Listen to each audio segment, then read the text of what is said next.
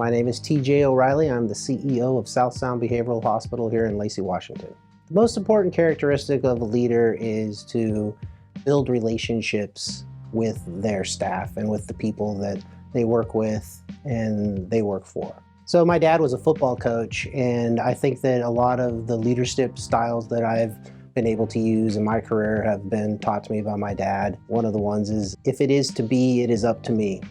So, as problems come along, usually you're the person who needs to solve those problems and focus on the issues and make sure that there's resolution to those things. So there's a lot of little sayings that he had along the way that I definitely have incorporated into my leadership style and how I treat the people that I have the privilege to work with. There is a gentleman, his name's Joe Gallagher, and he was my mentor as far as like my professional mentor.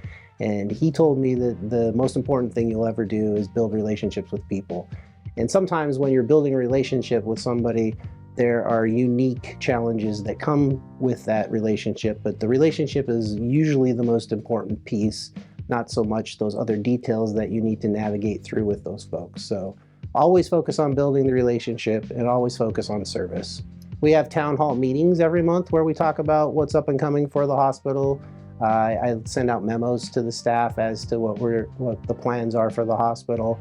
I round the hospital every day and talk with staff about our program, our patients, how we're serving our populations, and anything that they need to be supported along the way. So just a lot of communication and a lot of relationship building. The pandemic was definitely an interesting time to be a leader, especially in the healthcare space, because as people were staying home, you were continuing to go to the hospital and to serve. So it was definitely an opportunity to learn about how do we look at when people are sick and calling in to be sick for the hospital, especially because we're 24 hours a day, 7 days a week, and re-looking at when someone has the symptoms of an illness, then they should stay home, where before it would be like, unless you have a fever of X, Y, or Z and have been doing X, Y, and Z, then you would be expected to come to work. And now it's definitely has changed as far as that expectation.